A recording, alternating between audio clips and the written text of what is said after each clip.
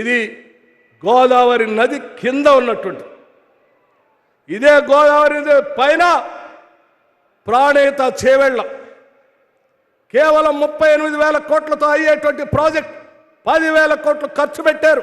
ఇంకా 28,000 కోట్లు ఖర్చు పెడితే ప్రాజెక్టు పూర్తయి 17.5 లక్షల ఎకరాలు నీళ్ళు వచ్చాయి, తాగునీళ్ళు వచ్చాయి, పరిశ్రమకి నీళ్ళు వచ్చాయి.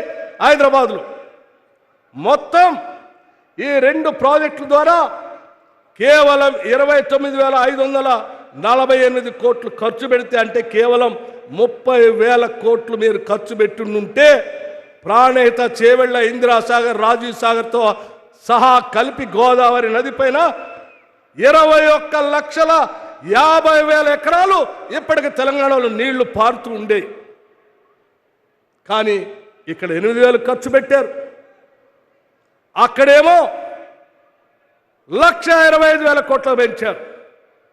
మొత్తం కలిపితే ఈ 2 ప్రాజెక్టులు కేవలం గోదావరి మీదనే కేవలం 32,000 కోట్లతో అయ్యే ప్రాజెక్ట్ని 1,45,000 నుంచి 1,50,000కి పెంచి దాదాపు 1,25,000 కోట్లు దోపిడీ చేసిన మానస పుత్రికలు మీ ప్రాజెక్టులు.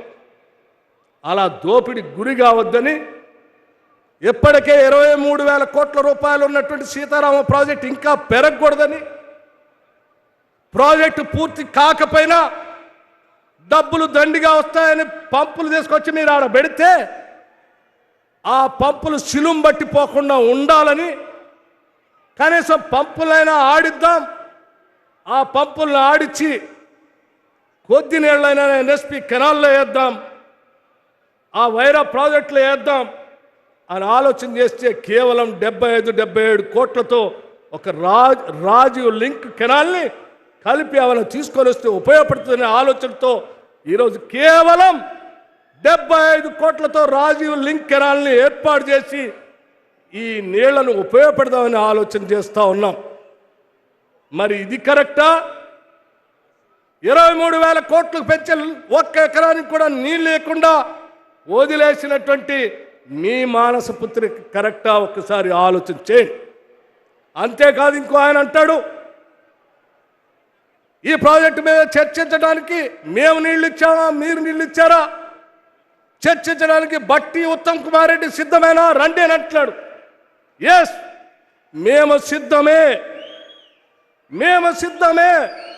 ఈ రాష్ట్రంలో మేమే ప్రాజెక్టులు కట్టాం, లక్షలాది ఎకరాలకు మేము ఎక్కడ నీళ్లు ఇచ్చాం, ఏ ప్రాజెక్టులు మొదలుపెట్టామో, ఏ ప్రాజెక్టు అతి తక్కువ ధరతో నీళ్ళు ఇవ్వటం కోసం ప్రయత్నం చేశామో చెప్పడానికి నేను మా ఉత్తమ్ కుమార్ రెడ్డి గారు సిద్ధమే.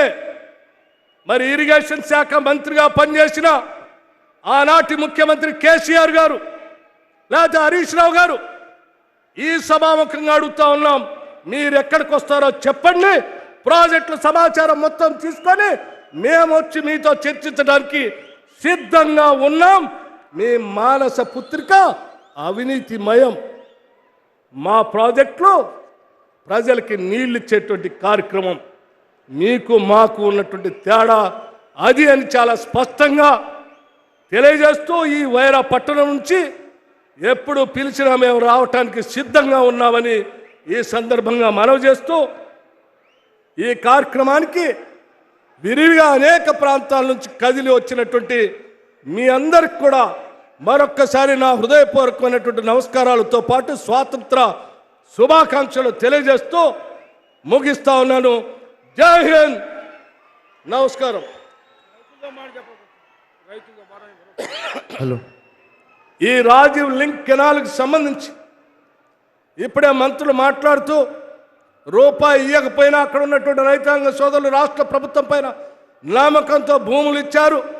ఆ భూములు ఇచ్చినటువంటి వాళ్ళందరికీ ల్యాండ్ అక్విజిషన్ మీద ప్రతి ఎకరానికి లెక్కగట్టి డబ్బులు ఇచ్చే బాధ్యత ఈ రాష్ట్ర ప్రభుత్వాన్ని కూడా మీ అందరికీ తెలియజెప్తూ ఈ కార్యక్రమాన్ని దగ్గరుండి చూసుకున్నటువంటి రామదాస్ గారిని మరొకసారి నేను అభినందిస్తూ ముగిస్తా ఉన్నాను. Thank you.